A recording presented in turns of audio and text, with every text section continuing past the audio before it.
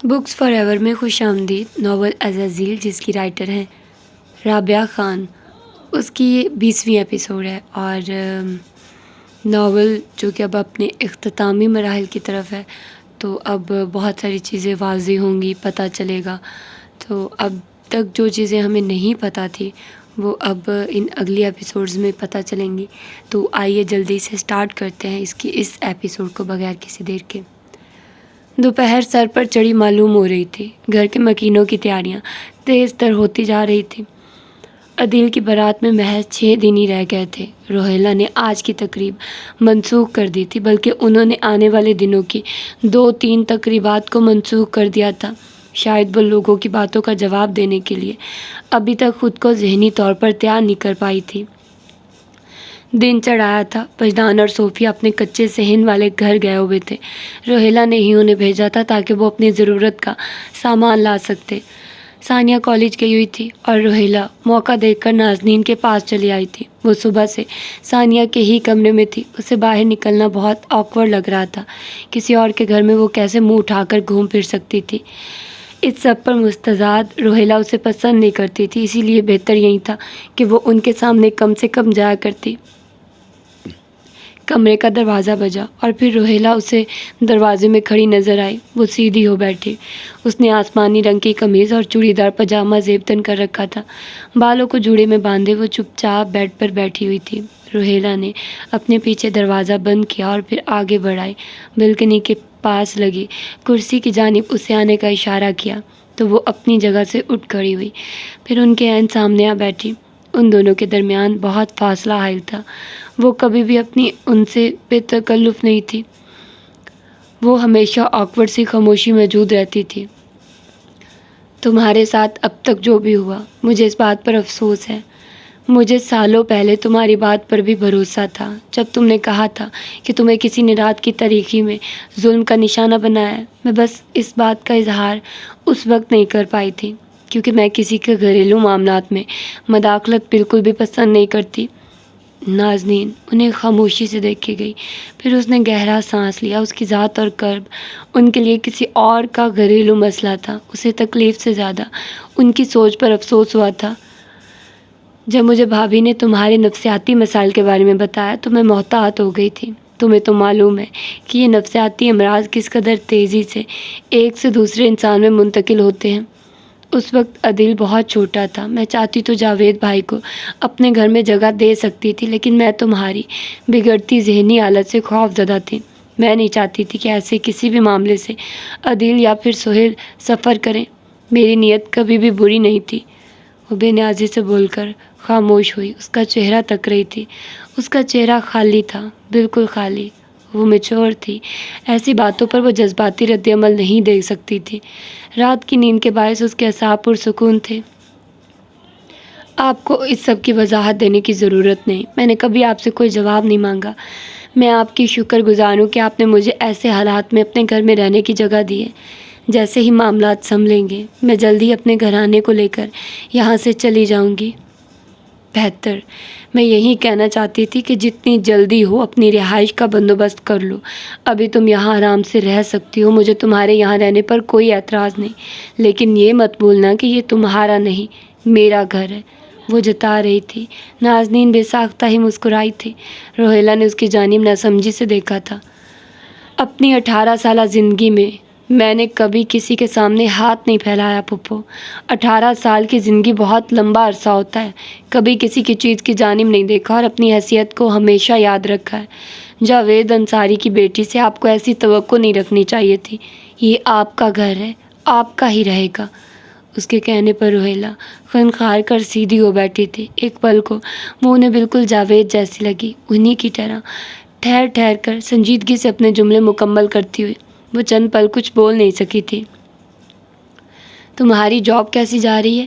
انہوں نے کچھ پل بعد استفسار کیا تو نازنین نے گہرا سانس لیا، پھر آہستہ سے بولی، مجھے ٹرمینیٹ کر دیا گیا ہے۔ روہیلہ استفہامیہ نگاہوں سے اسے تکنے لگی تھی۔ اس نے سر اس بات میں ہلا کر ان کی یقین دہانی کروائی تھی۔ یونین انتظامیہ نے مجھے بغیر کسی خاص وجہ کے ٹرمینیٹ کر دیا۔ میں پچھلے ہفتے سے جاب ہی تلاش کر رہی تھی۔ لیکن کیوں؟ کیا وجہ تھی؟ وہ پریشان ہو گئی تھی۔ نازنین کے کندھوں پر بوجھ بڑھتا ہی جا رہا تھا۔ اس نے بوجھل دل کے ساتھ سانس لی تھی۔ میں نہیں جانتی۔ اس کا انداز دو ٹوک تھا۔ وہ روہیلا کو ابھی اتنی بڑی بات نہیں بتا سکتی تھی۔ عدیل کی شادی تھی اور یقیناً رمیز بھی اس میں شرکت کرنے والا تھا۔ وہ ان کی خوشگوار تقریبات کو بدمزگی نہیں بخشنا چاہتی تھی۔ روہیلا اٹھ کر جا چکی تو وہ وہیں بیٹھی رہی۔ کب تک وہ کسی کے گھر میں رک سکتی تھی؟ سوچ سوچ کر اب اس کا سر بھاری ہونے لگا تھا۔ سرے شام میں گھر کی بتیاں روشن کر دی گئی تھی، بھاری پردے گرا دیے گئے تھے اور ہر جانب خنقی خاصی بڑھ گئی تھی۔ صوفیہ اور وجدان گھر میں مغرب کے بعد داخل ہوئے تھے۔ صوفیہ نے سامان گاڑی میں ہی رہنے دیا اور آگے بڑھائی۔ ان کا سانس پھولا ہوا لگ رہا تھا اور رنگت کام کرنے کی وجہ سے سفید تھی۔ وہ آ کر خاموشی سے لاؤنج میں لگے صوفوں پر بیٹھ گئی تھی۔ روہیلا بھی کچن سے نکل کر سیدھا ادھر ہی چلی آئی تھی۔ وہ اب صوفیہ سے سامان کی بابت استفسار کر رہی تھی۔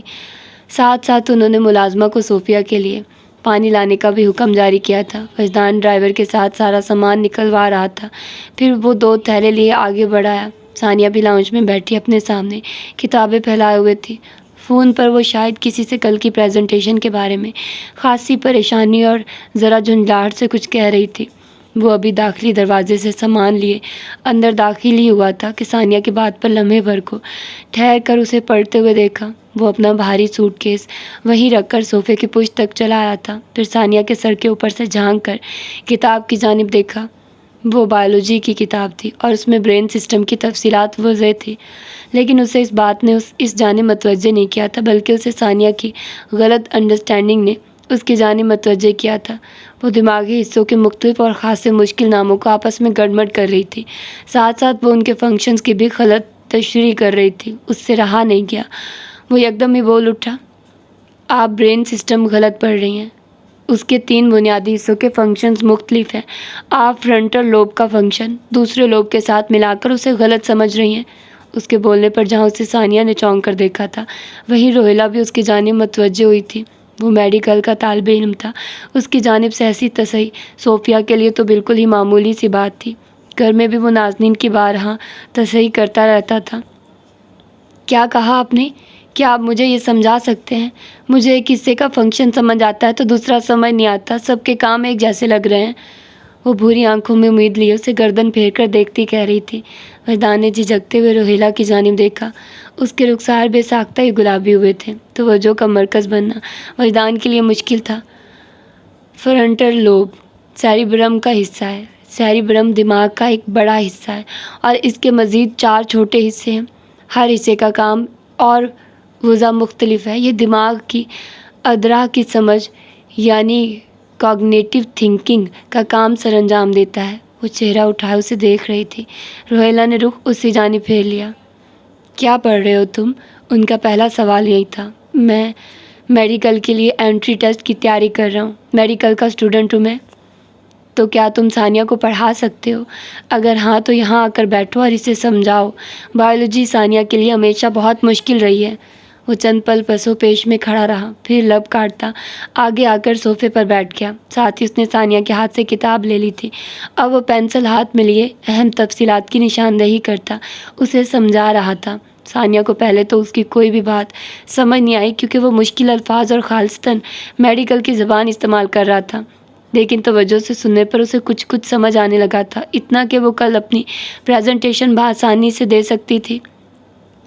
سیریبلم کو چھوٹا دماغ بھی کہا جاتا ہے۔ اس کا خاص کام انسان کی فزیکل موومنٹس کو آپریٹ کرنا ہوتا ہے۔ جیسے ایموشنل رسپانسز کے لیے ہمارا سیریبرم ذمہ دار ہوتا ہے، اسی طرح جسمانی رد عمل اور ریفلیکسز کے لیے دماغ کا یہ حصہ کام کرتا ہے۔ یہ پارٹ مشکل نہیں ہے، اس میں مزید اور حصوں کے فنکشنز موجود نہیں۔ بغیر رکے وہ اسے سمجھاتا جا رہا تھا۔ ثانیہ کہیں کہیں اسے روک کر دوبارہ سے پوچھتی تھی۔ یہ باتیں اتنی بھی آسان نہیں تھی۔ بایولوجی اتنی پیچیدہ کیوں ہے اور اتنی بورنگ بھی؟ ثانیہ نے ناک پھو چڑھا کر کہا تو وجدان پہلی دفعہ مسکرایا۔ اگر آپ کو بایولوجی بور لگ رہی ہے تو آپ اسے درست استاد سے نہیں پڑھ رہے۔ اس کے کہنے پر روہیلا اس کی جانب متوجہ ہوئی تھی۔ جب تک یہاں ہو تب تک ثانیہ کو بایولوجی تم ہی پڑھایا کرو۔ عدیل کی شادی کی وجہ سے اس کے پاس سینٹر کی کلاسز اٹینڈ کرنے کا ٹائم نہیں۔ ان کے کہنے پر اس نے سر اس بات میں ہلا دیا تھا۔ صوفیہ اسے فخریہ نگاہوں سے دیکھ رہی تھی۔ اس کی ذہانت نے ہمیشہ انہیں بہت خوش کیا تھا۔ آپ کو ان سارے پارٹس کے نام اور ان کے فنکشنز انگلیوں پر کیسے یاد ہیں؟ میں تو ایک یاد کروں تو دوسرا بھول جاتا ہے۔ جب وہ اسے بنا کتاب کے سب باتوں کا لبے لباب دینے سے فارغ ہوا تو ثانیہ نے کہا، میں ایک ہی ٹاپک کو کہیں کتابوں سے اور مزید سورسز سے پڑھنے کا عادی ہوں۔ یہ کام تھوڑا محنت طلب ہے اور ایسے پڑھنے میں کافی وقت بھی لگتا ہے، لیکن مجھے کئی دن کی محنت کے بعد یہ سب نام اور ان کے فنکشنز آسانی سے یاد رہ جاتے ہیں۔ وجدان نے اس سے کہا۔ ثانیہ خوش تھی، اس کے نوٹس تیار تھے اور اب وہ آرام سے اپنا ہوم ورک کر سکتی تھی۔ اسی پہر حرم گھر میں داخل ہوا۔ وہ صبح سے سہیل کے ساتھ آفس میں مصروف رہا تھا اور گہری ہوتی شام کے ساتھ ہی گھر میں داخل ہوا تھا۔ وہ سیدھا لاؤنج میں ہی چلا آیا۔ ثانیہ کی اونچی بندھی پونی ٹیل ہلکی سی کھینچی اور پھر صوفے پر آ بیٹھا۔ ثانیہ اس کے تنگ کرنے کی اتنی عادی ہو چکی تھی کہ کوئی رد عمل ہی نہ دیا۔ وہ اب صوفیہ اور روہیلہ سے ان کے دن کی بابت پوچھ رہا تھا۔ صوفیہ اس کا بار بار شکریہ ادا کر کے اسے شرمندہ کر رہی تھی۔ تم کیسے ہو وجدان؟ اس نے پوچھا اور پھر چہرہ گھما کر نازنین کو تلاش کرنے لگا۔ پھوپھو کہاں ہے تمہاری؟ نازنین آپ ہی کمرے میں ہے، وجدان کے بجائے ثانیہ نے جواب دیا تھا۔ اس نے سر ہلایا، پھر ان دونوں کی جانب جھکا۔ تم دونوں کیا کر رہے ہو؟ اسے یوں ہی تجسس ہوا تھا۔ وجدان مجھے برین سسٹم سمجھا رہا تھا، اور بھائی آپ کو پتہ ہے اسے یہ ساری چیزیں دیکھے بغیر یاد ہیں۔ ثانیہ کو وجدان کی یادداشت نے کچھ زیادہ ہی متاثر کر دیا تھا۔ حرم وجدان کی ذہانت سے واقف تھا، اسی لیے مسکراہٹ دبا کر سیدھا ہو بیٹھا۔ پھر اس کی آنکھیں کسی شرارت کے زیر اثر چمکی۔ اس نے رخسار کھجاتے ہوئے ثانیہ کو اپنی جانب متوجہ کیا تھا۔ اچھا بتاؤ، اگر 125 کو ہم 7 سے ملٹی پلائی کریں تو کیا جواب آئے گا؟ وہ ہمیشہ دور کی کوڑی لاتا تھا۔ ثانیہ نے جلدی سے موبائل اٹھا کر ہندسوں کو کیلکولیٹ کرنا چاہا، لیکن وجدان اس سے پہلے ہی جواب دے چکا تھا۔ اس کا جواب اتنا بے ساختہ تھا کہ حرم بھی ایک پل کو حیران ہوا تھا، لیکن ثانیہ کا رد عمل سب سے زیادہ مضحکہ خیز تھا۔ 875۔ موبائل ہاتھ میں تھامے وہ آنکھیں پوری کھولے وجدان کو چہرہ پھیرے تک رہی تھی۔ اتنی جلدی؟ آپ انسان ہیں یا کیلکولیٹر؟ حرم اس کے سوال پر ہنسا تھا اور وجدان نے خجل ہو کر بال کھجائے تھے۔ یہ انسانی کیلکولیٹر ہے، حرم نے کہا تو ثانیہ نے دانت نکل آئے۔ کچھ پل بعد لاؤنج کی محفل برخاست ہوئی تو سب اپنے اپنے کمروں کی جانب بڑھ گئے۔ رات کا کھانا کھایا جا چکا تھا۔ وہ نازنین سے کھانے کی ٹیبل پر مل بھی چکا تھا۔ وہ اسے پہلے سے خاموش محسوس ہوئی۔ صوفیہ تو سہیل اور روہیلہ کے ساتھ برابر باتیں کر رہی تھی، لیکن نازنین اسے چپ چپ لگی تھی۔ شاید وہ کچھ سوچتی رہی تھی۔ وجدان اور ثانیہ کی تو دوستی ہی ہو گئی تھی۔ ثانیہ سے ہر 2 منٹ بعد ہندسوں کو تقسیم اور ضرب دینے کا کہہ دیتی۔ وہ بے ساختگی سے جواب دیتا تو ثانیہ کو بہت مزہ آتا۔ اس نے ایسا انسانی کیلکولیٹر پہلے کبھی نہیں دیکھا تھا۔ رات گہری ہوئی تو وہ ثانیہ کے کمرے سے اپنا سامان سمیٹ کر صوفیہ اور وجدان کے کمرے میں جا کر سونے کے بارے میں سوچنے لگی۔ ابھی اس نے اپنا موبائل اور دوپٹہ اٹھایا ہی تھا کہ ثانیہ کمرے میں چلی آئی۔ اسے دوپٹہ اور موبائل ہاتھ میں لیے دیکھ کر ایک پل کو ٹھٹکی۔ آپ کہیں جا رہی ہیں کیا؟ میں سوچ رہی تھی کہ وجدان اور امی کے کمرے میں سو جاؤں۔ اس کے کہنے پر ثانیہ نے ناسمجھی سے دیکھا تھا اسے۔ لیکن آپ وہاں کیسے ایڈجسٹ کریں گی؟ اس کمرے میں تیسرا بیڈ نہیں ہے۔ وہ کتابیں اسٹڈی ٹیبل پر رکھ کر اس کے سامنے چلی آئی تھی۔ نازنین اس کی فکر پر مسکرائی۔ مسکرانے کی وجہ اس کے رخساروں کی ہڈیاں کچھ اوپر کو اٹھ گئی تھی اور وہ ایسے نرمی سے مسکراتی ہوئی ثانیہ کو بہت پیاری لگی تھی۔ میں ایڈجسٹ کر لوں گی ثانی، تھینک یو۔ کیا آپ کو میرے ساتھ رہنا اچھا نہیں لگ رہا؟ اس کے معصوم انداز پر اس نے جلدی سے سر نفی میں ہلایا۔ ارے نہیں، ایسی کوئی بات نہیں، بس تمہیں ڈسٹرب نہیں کرنا چاہتی میں۔ خواہ تم میری وجہ سے اپنی روٹین میں خلل محسوس کرو گے۔ اتنے مشکل الفاظ تو مجھے سمجھ نہیں آتے، لیکن آپ کی وجہ سے مجھے کوئی مسئلہ نہیں، بلکہ آپ کی یہاں موجودگی مجھے خوشی دے رہی ہے۔ آپ کو پتہ ہے نا کہ میری کوئی بہن نہیں، آپ میرے لیے بالکل بڑی بہنوں جیسی ہیں۔ وہ چند پل تو اس کے جواب پر اسے دیکھتی رہی، پھر آہستہ سے مڑ کر اپنا موبائل سائڈ ٹیبل پر رکھ دیا۔ دوپٹہ کندھوں پر پھیلا کر وہ چپ چاپ اس کے بیڈ پر بیٹھ گئی۔ پھر اسے آنکھیں اٹھا کر دیکھا تو وہ دونوں ہی ہنس پڑی۔ ثانیہ ہنستے ہوئے اس کے سامنے بیڈ پر چوکڑی مار کر بیٹھ گئی تھی۔ آپ کو پتہ ہے آپ کتنی پیاری لگتی ہیں ہنستے ہوئے۔ ویسے مجھے آپ سے تھوڑا تھوڑا ڈر بھی لگتا ہے۔ ڈر کیوں؟ نازنین نے مسکراہٹ روک کر پوچھا تھا۔ क्या मतलब क्यों? आप बड़ी हैं और इतना सीरियस रहती हैं हर वक्त। मुझे डर लगता है मेरे मुंह से कुछ उल्टा सीधा ना निकल जाए। आपको डांटते हुए मैंने कभी देखा तो नहीं है, लेकिन मुझे अंदाज़ा है कि आपका गुस्सा बहुत बुरा होगा। उसकी वजाहत पर नाज़नीन ने सरस बात में लाया था। ऐसी बात पर भला वो क्या जवाब देती? वैसे क्या आप घर में भी हर वक्त सीरियस रहती हैं, वजदान के साथ भी? सीरियस रहना मेरी तबीयत का हिस्सा है, लेकिन वजदान के साथ मैं थोड़ा कम सीरियस रहती हूँ। डांट उससे भी पड़ती रहती है, लेकिन मैं उस पर गुस्सा नहीं हो सकती। आप उससे प्यार करती होंगी ना, बहुत ज़्यादा। आंखों में जुगनू समेटे वो उसे देखती कह रही थी। सानिया की मासूमियत पर उसे बेसाख्ता ही प्यार आया था। हाँ, लकी है वो बहुत, सानिया ने आहिस्ता से कहा। तो नाज़नीन उसके अंदाज पर हल्का सा चौंकी। वो अब चेहरा फेरे बिल्कनी से झांकते चांद को तक रही थी। उसकी जगमगाती आंखें यखलकती मानित पड़ती महसूस होने लगी थी। हर वो बच्चा कितना लकी होता है ना, जिसे सुनने वाला कोई बड़ा मौजूद हो। नाज़नीन ने उसकी बात पर गहरा सांस लिया, फिर वो भी बालकनी से नज़र आते चांद को तकने लगी। हर वो इंसान लकी होता है जिसे सुनने वाला कोई मौजूद हो, उसे बगैर जज किए, उसकी कहानी पर किसी भी किस्म का तबसरा दिए बगैर, सिर्फ सुनने वाला। क्या आपके पास कोई सुनने वाला मौजूद था आपके बचपन में? उसके पूछने पर नाज़नीन ने सर आहिस्ता से नफ़ी में हिलाया था। जावेद की अलालत के बाद उसकी निगाहों में बसेरा करने लगे थे। तब जब वो उनके बेबस बेसुध वजूद के पास बैठी घंटों बोलती रहती थी, वो उनके जवाब की मुंतज़िर रहा करती थी, लेकिन वो दवाइयों के ज़ेर असर होशो खुर्द से बेगाना रहते थे।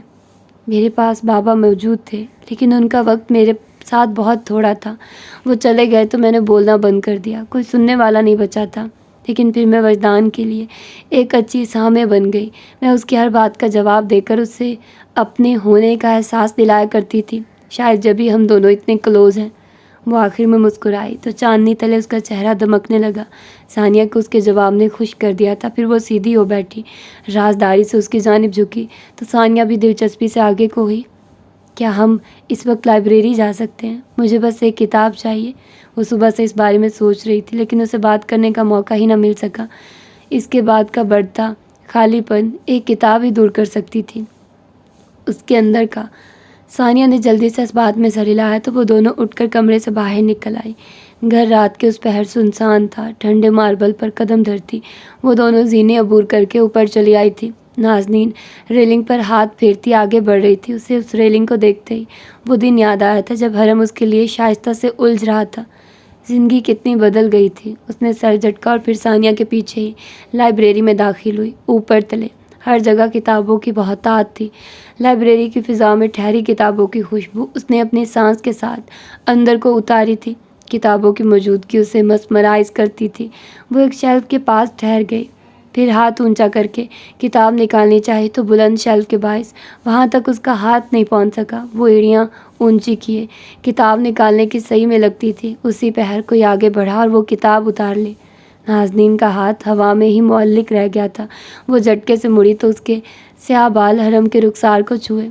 उसी पहर सानिया छोटा सा स्टूल लिए उस जानिब आ निकली थी, लेकिन फिर हरम के हाथ में मतलूबा किताब देकर स्टूल वहीं रख दिया। रोशन जर्द बत्तियाँ लाइब्रेरी को किसी कुतुब खाने का तासुर दे रही थी।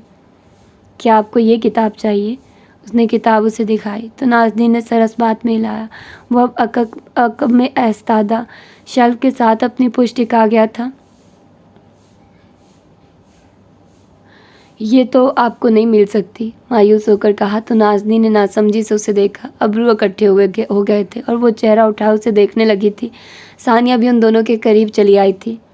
भाई तंग ना करें, मुझे पता है आप किताबें नहीं पढ़ते, सानिया ने बेजार होकर कहा तो नाज़नीन ने लबों पर उमड़ती मुस्कुराहट रोकी। हरम ने उफ वाली नज़रों से देखा था उसे। किसने कहा? मैंने आज से ही किताबें पढ़ने का इरादा किया है और मैं इसी किताब से अपने मुताले का आगाज़ करना चाहता हूँ। ज़रा बताना ये किताब किस हवाले से है? नाज़नीन ने हाथ बांध लिए थे। वो महजूज निगाहों से उसे देखती पूछ रही थी। हरम ने अगले ही पल थूक निकला था, फिर किताब का सरवर्क निगाहों के सामने किया। ये मुग़ल बादशाहत की तारीख़ के हवाले से है। हाँ बिल्कुल यही है। उसने सरवर्क पर मौजूद अफराद को देखकर यही मतलब अक्स किया था। नाज़नीन ने सुकून से सरस बात में लाया, फिर आगे बढ़ाई। یہ نہ تو مغلوں کی تاریخ ہے اور نہ ہی اس میں اس قسم کا کوئی ذکر ہے۔ یہ اسلامی تاریخ کے بہت سے حکمرانوں کی سوانح حیات سے لیے گئے مخصوص حصوں پر مشتمل ایک تالیف ہے۔ تالیف سمجھتے ہو کسے کہتے ہیں؟ انداز سراسر مذاق اڑانے والا تھا۔ ثانیہ اب دوسرے شیلف کی جانب متوجہ کسی کتاب کو نکالے دیکھ رہی تھی، لیکن جو ہی اس نے کتاب کھول کر دیکھی تو اسی تیزی کے ساتھ گھبرا کر اسے بند کر دیا۔ اتنے بھاری الفاظ اور ضخیم کتب سے اسے دور ہی رہنا چاہیے۔ مجھے پتا تھا، میں بس یہ دیکھ رہا تھا کہ آپ کو بھی اس کتاب کے بارے میں پتہ ہے یا نہیں۔ ثانیہ حرم کے جواب پر ہنس دی تھی اور نازنین نے مسکراہٹ دبا کر اس کے ہاتھ سے کتاب اچک لی تھی۔ یہ گنز نہیں ہے جس کے بارے میں لمبی تفصیلات دے کر آپ نازنین آپی کو زیر کر لیں گے۔ یہ کتابوں کا معاملہ ہے جس میں آپ صفر ہیں۔ ثانیہ نے جتاتی نگاہ اس پر ڈال کر نازنین کی جانب اپنائیت سے دیکھا تو اس نے متفق ہو کر سر اس بات میں لایا۔ حرم کبھی اسے دیکھتا تو کبھی نازنین کو۔ دوستی ہو گئی ہے آپ دونوں کی تو؟ جی ہاں، اس لیے آپ ہمیں تنگ نہیں کریں۔ ثانیہ نے اسے زبان دکھائی اور پھر نازنین کو اپنے ساتھ لیے جو ہی آگے بڑھنے لگی تو وہ اسے پکار بیٹھا۔ ان دونوں نے مڑ کر اسے دیکھا۔ جینس پر سرمئی سویٹر پہنے وہ جاذب نظر دکھ رہا تھا۔ نازنین، کیا ہم تھوڑی دیر بات کر سکتے ہیں؟ اس کے پوچھنے پر وہ دونوں لڑکیوں نے ایک دوسرے کی جانب دیکھا تھا۔ پھر ثانیہ سر اس بات میں ہلاتی آگے بڑھ گئی اور نازنین وہیں کھڑی رہ گئی۔ کچھ پل بعد وہ دونوں شیلف کے ساتھ لگ کر زمین پر بیٹھے ہوئے تھے۔ آپ کو جاب سے نکال دیا گیا ہے؟ اس نے سوال لیا انداز میں پوچھا تو نازنین نے محض سر اس بات میں ہلا کر اسے جواب دیا، میں جلد ہی کوئی جاب ڈھونڈ لوں گی۔ نازنین نے کہا۔ حرم سے تھا لیکن شاید وہ اندر ہی اندر خود کو تسلی دے رہی تھی۔ ایک فاصلے پر بیٹھے حرم نے اسے چہرہ پھیر کر سنجیدگی سے دیکھا تھا۔ آپ فی الحال کہیں بھی جاب نہیں کریں گی، تب تک تو نہیں جب تک یہ مسئلہ حل نہیں ہو جاتا۔ یہ مسئلہ نہیں، نفرت ہے جو کبھی ختم نہیں ہوگی۔ میں اس ڈر کی وجہ سے ساری زندگی گھر میں نہیں بیٹھ سکتی۔ مجھے اس سب کا سامنا آج نہیں تو کل کرنا ہی ہوگا، اور پھر میں تمہارے گھر میں کتنا عرصہ رہ سکتی ہوں؟ ایک دن تو مجھے یہاں سے جانا ہی ہوگا۔ وہ بھی متانت سے جواب دے کر خاموش ہو چکی تھی۔ وہ پریشان ضرور تھی لیکن اس نے اپنی بے چینی بہت اچھے سے چھپائی تھی۔ گزرے ایام کی تلخی اس کے وجود سے آہستہ آہستہ زائل ہونے لگی تھی۔ وہ معاملات کو اب جذباتی ہوئے بغیر پریکٹیکل انداز سے سوچ رہی تھی۔ یہ گھر اور اس گھر کے لوگ مجھ سے زیادہ آپ کے اپنے ہیں۔ اس کے کہنے پر نازنین نے اپنا چہرہ اس کی جانب موڑا تھا۔ دیکھیے نا، میں آپ کی پھپھو کا سوتیلا بیٹا ہوں جسے وہ پچھلے چند سالوں سے ہی پسند کرنے لگی ہیں۔ وہ آپ کی سگی پھپھو ہیں۔ آپ اس گھر سے منسلک ہیں، مجھ سے زیادہ۔ یہ صرف کہنے کی باتیں ہیں۔ میرے اور پھپھو کے درمیان کبھی بے تکلفی کا کوئی تعلق نہیں رہا ہے۔ وہ میرے لیے بہت اجنبی ہیں۔ اس کی بات سن کر حرم نے گہرا سانس لیا تھا۔ اجنبی انسان کو اپنا بنایا جا سکتا ہے، اور جب اپنے ہی اجنبی بننا چاہے تو اس کا استفار بہت سادگی لیے ہوئے تھا۔ حرم اسے جواب نہیں دے سکا۔ تمہیں کس نے بتایا میری جاب کا؟ سر آفتاب نے، اور اس نے کہتے ہی اپنی زبان دانتوں تلے دبائی تھی۔ نازنین ناسمجھی سے سیدھی ہو بیٹھی، پھر اس کی جانب مشکوک نگاہیں پھیری۔ وہ اب سر کھجا رہا تھا۔ میرے بڑے اچھے تعلقات ہیں ان سے۔ جھوٹ مت بولو۔ اس کے ٹوکنے پر حرم نے سر کھجانا بند کر دیا تھا۔ اب جھوٹ بولنے کا کوئی فائدہ نہیں تھا۔ میں نے انہیں کہا تھا کہ آپ کے بارے میں جو بھی اہم بات ہو تو مجھے بتائیں۔ میں آپ کی ورک پلیس پر ہر وقت موجود نہیں رہ سکتا تھا، سو مجھے اپنا کوئی الائنس وہاں پر چاہیے تھا، اور پھر سر آفتاب سے زیادہ ٹھیک بندہ وہاں تھا ہی نہیں۔ سادگی سے کہہ کر اس نے بھوری آنکھوں سے نازنین کو دیکھا، لیکن وہ مشکوک ہو چکی تھی۔ وہ آنکھوں میں ڈھیروں خفگی لیے اسے ہی دیکھ رہی تھی۔ حرم ان آنکھوں سے بوکھلانے لگا تھا۔ کتنی غلط بات ہے یہ، اس نے اتنا کہا اور پھر اٹھ کھڑی ہوئی۔ آسمانی رنگ کے لباس میں ملبوس وہ خفا سی پلٹی ہی تھی کہ لمحے بھر کو ٹھہر گئی۔ اسے کچھ یاد آ گیا تھا۔ کیا تم نے سر آفتاب کو مارا پیٹا تھا؟ اس کے ذہن میں یکدم ہی جھماکا سا ہوا تو اب حرم نے سکون سے اس بات میں سر ہلا دیا۔ نازنین کا بس نہیں چل رہا تھا کہ ہاتھ میں پکڑی موٹی سی کتاب اس کے سر پر دے مارے۔ کیا انہوں نے آپ سے کہا تھا کہ وہ زینوں سے گر گئے ہیں اور آپ نے یقین کر لیا تھا؟ وہ مسکراہٹ دبائے پوچھ رہا تھا۔ نازنین نے تیز تنفس کے ساتھ اس پر سخت نگاہ ڈالی اور اپنے الفاظ مزید اس پر ضائع کیے بغیر پلٹ گئی۔ وہ دیر تک ہنستا رہا تھا۔ کتنی بھولی ہوتی ہیں یہ لڑکیاں بھی۔ قدآور کھڑکیوں کے پار رات اب پگھل رہی تھی اور وہ ٹھنڈے کتب خانے میں بیٹھا اس راستے کو تک رہا تھا جہاں سے ابھی ابھی وہ گزر کر گئی تھی۔ اوریبی ہاؤس میں اگلے 3 دن بھی اسی خاموشی سے گزر گئے تھے۔ کسی کاروباری میٹنگ کے سلسلے میں سہیل کو شہر سے باہر جانا تھا، لیکن پھر آفس کے معاملات اور شادی کی وجہ سے بڑھتی مصروفیات کے باعث وہ جا نہیں سکے۔ لیکن کسی کا تو جانا ناگزیر تھا، اسی لیے وہ حرم کو اپنی جگہ بھیج چکے تھے۔ عدیل کو بھیجنا چاہا لیکن روہیلہ منع کر چکی تھی۔ وہ اپنے عنقریب دلہا بننے والے بیٹے کو آفس کے دھکوں کی نظر کرنے کے سخت خلاف تھی۔ حرم کے بغیر یہ انصاری گھرانے کی کوئی تیسری صبح تھی اور ان کے ارد گرد پھیلی تناؤ کی فضا بالکل ہی انکا ہو چکی تھی۔ روہیلہ اور صوفیہ کی آپس میں بہت بننے لگی تھی اور وہ ہر وقت انہیں اپنے ساتھ لیے عدیل کی بری تیار کرنے کے لیے گھما رہی تھی۔ نازنین نے صوفیہ کی صحت مند رنگت اور چہرے پر پرانی سی چمک دیکھی تو گہرا سانس بھر کر رہ گئی۔ ایک گونا سا سکون کہیں اندر تک اسے محسوس ہوا تھا۔ اس نے صوفیہ کو بہت عرصے بعد اتنا ہلکا پھلکا اور خوشباش دیکھا تھا۔ وجدان زیادہ تر اپنے کمرے میں رہتا، لیکن ثانیہ اور اپالو کے ہوتے ہوئے ایسا ممکن نہیں تھا۔ ثانیہ اسے سکون کا سانس لینے ہی کہاں دے رہی تھی۔ ایک دن وہ اس کے کمرے کے دروازے سے جھانکتے ہوئے کہہ رہی تھی، کیا تم مصروف ہو وجی؟ اس نے اسے اسٹڈی ٹیبل پر کتابوں میں سر دیے بیٹھا دیکھ کر ہی سوال کیا تھا۔ یہ وجدان نے ناٹ اگین والے انداز میں اپنی آنکھیں بند کر کے کھولی تھی۔ پھر وہ اس کی جانب سب سے گھوما۔ ثانیہ، ٹھیک ہے کہ آپ رشتے میں میری پھوپھو ہیں، لیکن اس کا مطلب یہ نہیں ہے کہ آپ مجھے ہر وقت ڈسٹرب کریں گی۔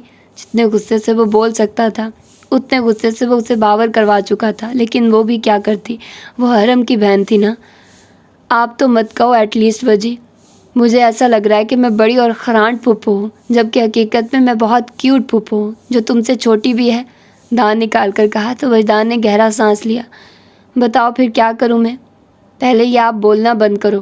وہ کمرے کا دروازہ بند کرتی اس کے پاس چلی آئی۔ وجدان کو اپنے پڑھنے کا لایا عمل دھول میں گھر کوتا دکھائی دے رہا تھا۔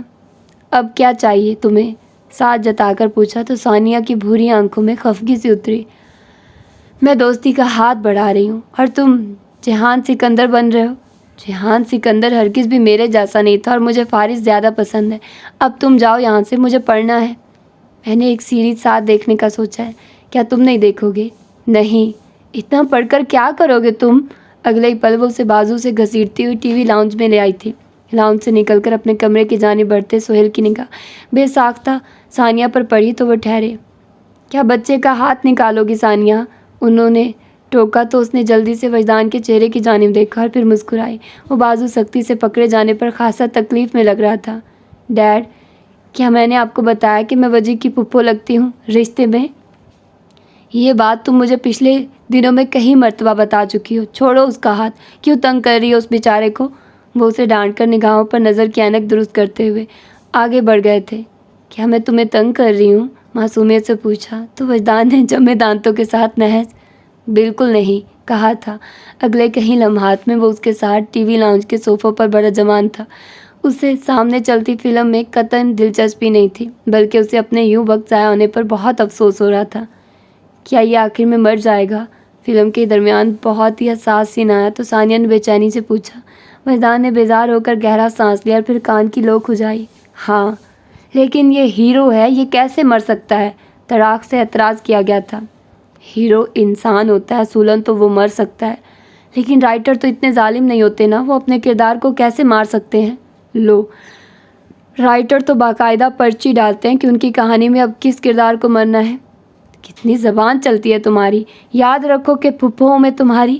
ثانیہ کو ہیرو کے مرنے کے خیال نے کچھ زیادہ ہی بدمزہ کر دیا تھا۔ فلم دیکھی جا چکی تھی۔ سامنے ٹیبل پر کافی کے خالی مگ اور آدھے بچے پاپ کارن کا باؤل رکھا تھا۔ وجدان کے ہاتھ میں ٹیشو کا ڈبہ تھا اور وہ سو کرتی ثانیہ کو ایک ایک ٹیشو نکال کر دیتا جا رہا تھا۔ ہیرو مر چکا تھا اور اب ثانیہ اس کے سوگ میں بہت سے آنسو بہا رہی تھی۔ ایسی فلم دیکھی ہی کیوں پھر؟ اس نے ایک اور ٹیشو نکالتے ہوئے افسوس سے پوچھا تو ثانیہ نے اسے بھیگی آنکھوں سے گھورا۔ مجھے کیا پتا تھا کہ بدتمیز رائٹر میرے فیوریٹ کردار کو مار دے گا۔ مصروف سا دن ڈھل گیا تو خوبصورت شام گھر آئی۔ شام کی چائے باہر سبزہ زار کے تازہ کتے پر پی گئی تھی۔ نازنین نے زندگی میں پہلی مرتبہ فراغت کا سامنا کیا تھا۔ وہ پہلے کبھی بھی اتنی فارغ نہیں رہی تھی۔ اسے اندازہ نہیں تھا کہ فارغ رہنا آخر کہتے کسے ہیں، لیکن وہ اس بات کا اعتراف کرنے سے ہرگز نہیں کتراتی کہ فراغت انتہائی جان لیوا اور بیزار ہوتی ہے۔ کام کرنے والے انسان کے لیے تو کم از کم یہ ایک بہت ہی خوفناک مرحلہ ہوتا ہے۔ مغرب کی اذان ہوئی تو اس نے وضو بنا کر نماز پڑھی۔ ابھی وہ جائے نماز سے دعا کرتی اٹھنے ہی لگی تھی کہ اس کے کمرے کا دروازہ بجا۔ وہاں ملازمہ کھڑی تھی۔ کچھ دیر بعد وہ ملازمہ کی میت میں قدم اٹھاتی روہیلا کے کمرے کی جانب بڑھ رہی تھی۔ اسے دروازے پر چھوڑ کر ملازمہ جا چکی تو اس نے دروازہ بجا کر اجازت ملنے پر اندر قدم رکھا۔ ہلکے رنگوں سے آراستہ وہ کمرہ سہیل کے ذوق اور روہیلا کی سلیقہ مندی کا گواہ تھا۔ وہ پاس چلی آئی تو بیڈ پر بیٹھی۔ روہیلا نے اسے چہرہ اٹھا کر دیکھا، پھر اسے ہاتھ سے بیٹھنے کا اشارہ کیا تو وہ چپ چاپ ان کے سامنے بیٹھ گئی۔ نازنین، تمہاری ڈریسنگ خاصی سوبر اور ایلیگنٹ ہوتی ہے۔ دراصل عدیل کی منگیتر بھی تمہاری جیسی ڈریسنگ کرتی ہے اور اسے یہ چمکیلے کپڑے پہننا بالکل بھی نہیں پسند۔ اسی لیے میں سوچ رہی تھی کہ کیوں نہ تم کل ہمارے ساتھ شاپنگ پر چلو۔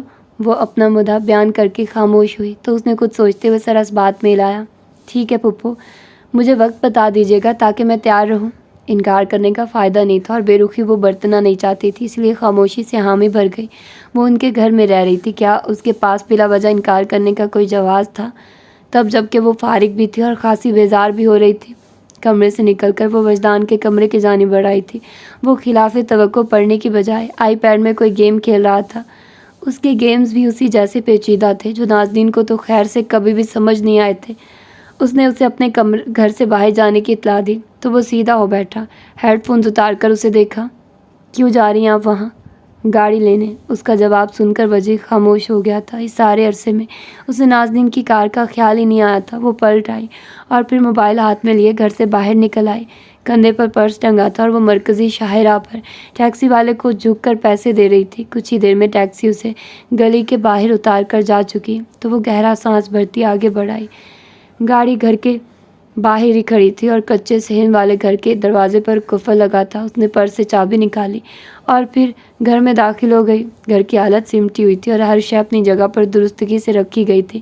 حرم نے اسے بتایا نہیں تھا لیکن وہ گھر کی حالت درست کروا چکا تھا۔ اس نے نگاہیں ہر حصے پر ڈالتے ہوئے قدم کچی روش پر آگے بڑھا دیے تھے۔ کمرے کا ٹوٹا ہوا دروازہ دیوار کے سہارے کھڑا کیا گیا تھا۔ اس نے برآمدے میں آ کر اپنا پرس کندھے سے اتارا اور پھر کرسی پر بالکل خاموشی سے بیٹھ گئی۔ اسے اپنا گھر اور اس گھر سے جڑی ہر یاد بہت عزیز تھی۔ وہ یوں ہی چپ چاپ بیٹھی رہی، پھر جو ہی اٹھنے لگی تو ٹھہر گئی۔ اسے دروازے پر دستک محسوس ہوئی تھی۔ وہ چونکی، پھر محتاط سے قدم آگے بڑھائے۔ کون ہے؟ ایڑیاں اونچی کر کے بلند آواز سے پوچھا تو چند پل کے لیے دستک ٹھہر گئی۔ زاویار، اور اس نے اگلے ہی پل آگے بڑھ کر دروازہ کھول دیا تھا۔ وہ اس کے سامنے کھڑا تھا۔ کتنے دنوں بعد دیکھ رہی تھی وہ اسے اپنے مخصوص لاپرواہ حلیے میں۔ کیا میں اندر آ جاؤں؟ تمہارا یہاں کیسے آنا ہوا؟ وہ ایک طرف ہو کر اسے راستہ دے چکی تھی۔ وہ اندر چلا آیا، پھر حیرت سے گھر کی حالت دیکھی۔ یہ گھر کس نے درست کیا ہے؟ وہ اس کے سوال پر چونکی تھی۔ تمہیں کیسے پتا؟ وجدان نے بتایا تھا۔ وہ اس کے آگے بڑھ کر برآمدے میں لگی کرسی پر بیٹھ گیا تھا۔ نازنین کے ماتھے پر بے ساختہ ہی بل ابھرے تھے۔ یہ تم دونوں BFF کب سے بن گئے ہو؟ یا تو تم اسے کچھ نہ کچھ بتا رہے ہوتے ہو یا پھر وہ تمہیں بتا رہا ہوتا ہے۔ زاویار نے اسے ایک نظر دیکھا اور پھر اپنی جگہ سے اٹھایا۔ اس نے نازنین کی گردن پر لگے زخم کو بغور دیکھا تھا۔ وہ اس کے ایسے دیکھنے پر ٹھہری تھی لیکن پھر وہ اس کے زخم پر کوئی بھی تبصرہ دیے بغیر آس پاس دیکھنے لگا تھا۔ اگلے ہی پل وہ برآمدے میں لگے تخت پر آ بیٹھی تھی۔ زاویار نے سفید ستون کے ساتھ اپنا بازو ٹکایا اور پھر اس نے قطعی آنکھیں نازنین کی جانب پھیری۔ حملہ آور آپ کو مارنے نہیں آئے تھے۔ ستون کے ساتھ بازو کا سہارا لیے کھڑا، ہاتھ باندھے وہ اسے دیکھ کر سکون سے کہہ رہا تھا۔ نازنین نے سوالیہ سا ابرو اٹھایا تھا۔ یہ حملہ آپ کو محض خوف زدہ کرنے کے لیے کروایا گیا تھا۔ پے در پے حملے ہوئے ہیں آپ پر، لیکن ان میں سے کسی کی بھی نیت آپ کو مارنے کی نہیں تھی، اور حالیہ حملہ بھی ایسا ہی تھا، بس اس کا تاثر ایسا تھا کہ اگر حرم وقت پر نہ پہنچتا تو آپ آج زندہ نہیں ہوتی۔ سکون سے کہہ کر اس نے سامنے براجمان نازنین کو بے سکون کر دیا تھا۔ تو تم یہ کہہ رہے ہو کہ ان میں سے کسی بھی حملے میں میری جان جانے کا خدشہ نہیں تھا؟ اس کی آواز میں ناگواری واضح تھی۔ زاویار نے سرس بات میں لایا تو نازنین نے ہاتھ باندھ کر اسے دیکھا۔ کیسے کہہ سکتے ہو تم یہ؟ اس کے استفسار پر وہ زبان رخسار کے اندر پھرتا چند پل اسے دیکھتا رہا اور پھر آگے بڑھایا۔ کمرے کی چوکھٹ پر کھڑے ہو کر اس کی جانب دیکھا۔ نازنین چہرہ پورا موڑے اس کی جانب متوجہ تھی۔ پہلے سے آپ کو حملہ آور نے پکڑا यहाँ से पकड़ा और खींचा था। आपकी मज़ाहमत के आसार दीवार पर लगे खून की सूरत वाज़ेह हैं। ये जो ज़ख़म आपकी गर्दन पर लगा है, ये भी हमलावर के लायामल का हिस्सा नहीं था। ये ज़ख़म आपको आपकी मज़ाहमत करने पर लगा है। वो उसके सामने आ खड़ा हुआ था, फिर अपनी गर्दन पर हाथ रख कर उसे दिखाया। अगर शहर अक पर हमला करना असाइलाइंट का प्लान होता तो आपकी गर्दन पर लगा घाव गहरा होता और इसमें शिद्दत के आसार दिखाई देते, लेकिन आपका ज़ख़म ऐसा नहीं है। आपकी गर्दन पर लगा ज़ख़म हमलावर की गलती की जानिब निशानदही करता है। उसका हाथ कँपकँपा रहा था। अगर ऐसा हाथ मजबूत होता तो आपकी शहरक कट जाती, क्योंकि उसके हथियार की धार बहुत तेज़ थी। उसकी आंखें पूरी खुल गई थी और अब वो उसे मुतअज्जिब होकर तक रही थी। ज़ावियार उसी पल घुमा और फिर सतून की जानिब इशारा किया। नाज़नीन की निगाहें उसकी इंगश्ते शहादत की निशानदही पर सतून की जानिब फिसली थी।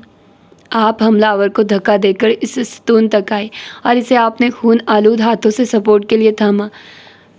उसके निशान अब तक यहाँ मौजूद हैं और जब हमलावर आप पर झपटा तो दरमियान में हरम आ गया। ये टाइल्स पर उसके हाथ से निकला खून गिरा हुआ है। क्या आपके दाएं कंधे में दर्द है? एकदम रुक कर पूछा तो नाज़नीन ने मैकानिकी से अंदाज में सर हिला दिया। उसके दाएं कंधे में दर्द मौजूद था और वो उसकी वजह समझने से कासिर थी। हमलावर इस दफ़ा आपकी मज़ाहमत से घबरा गया था और जैसे ही उसने आपके दाएं कंधे को ज़ोर से पकड़ा तो वो इस बार आपको वाक़तन ज़ख्मी करने का इरादा रखता था, लेकिन फिर दरमियान में हरम आ गया। अगर एक लम्हे की भी और देर होती तो छुरा हरम की आंतों से पार हो जाता। अगर वो इस वार को रोक चुका था। क्या आप जानती हैं कि वो कितने तेज़ रिफ्लेक्स का मालिक है?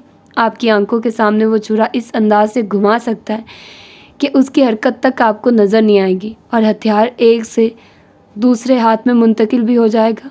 वो अब फिर से सतून के साथ अपना बाजू टिका चुका था। नाज़नीन को जवाब देने में थोड़ा वक्त लगा था। उसे याद आया कि हरम ने छुरा कितनी तेज़ी से घुमाकर हमलावर के बाजू में घूंपा था और जब वो सुबह उस पर चादर डालने लगी थी तो उस वक्त भी तो वो उसका हाथ रोक चुका था।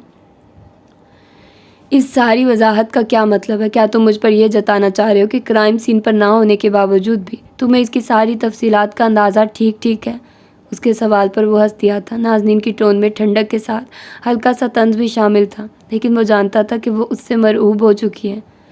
मतलब सिर्फ ये था कि वो हमलावर आपको नुकसान नहीं पहुंचाना चाहते थे। जब उसने आपका दायां कंधा पूरी कुव्वत से दबाया तब भी उसके हथियार का रुख ऐसी जगह था जहाँ पर घाव लगने के बाद भी इंसान जिंदा रह सकता है, और वो अपनी ही जगह पर थम गई थी। मौके पर मौजूद न होने के बावजूद भी तुम्हारी तफसीलात और दुरुस्त अंदाज़े बहुत खौफनाक है। मैं हैरान हूँ कि तुम आखिर अंग्रेज़ी अदब के डिपार्टमेंट में कर क्या रहे हो? उसे वाकई हैरत ने घेर लिया था। वो उसके तबसरे से महजूज होता उसके साथ तख्ते पर आ बैठा था। उन दोनों के दरमियान खासा फासला मौजूद था। कुछ पल कोई कुछ न बोला। आप जानती हैं ना कि आपका यूँ अकेले इस घर में आना ख़तरनाक है, ज़ावियार ने हौले से कहा तो नाज़नीन ने बेजार होकर गहरा सांस लिया। मुझे लगता है कि हमलावरों ने गलती कर दी है। वो मुझे खौफज़दा करना चाहते हैं, लेकिन क्या वो नहीं जानते कि इंसान के सामने बार बार अगर एक ही अंदाज से पेश आया जाए तो वो इस सब का आदी हो जाता है, फिर चाहे वो मौत के लिए किया गया हमला ही क्यों ना हो। मैं अब बचना नहीं चाहती। अगर मरना है तो मरना है। ज़ावियार ने हैरत से गर्दन फेर कर उसकी जानिब देखा तो नाज़नीन भी उसी सुकून से गर्दन उसकी जानिब फेरी। फिर वो दोनों हंस पड़े। क्यों? क्या सिर्फ तुम ही ऐसी बातें कर सकते हो? उसने कुछ देर बाद पूछा तो ज़ावियार ने सरनफी में हिलाया। ऐसा लग रहा है कि आप पर मेरा असर आता जा रहा है।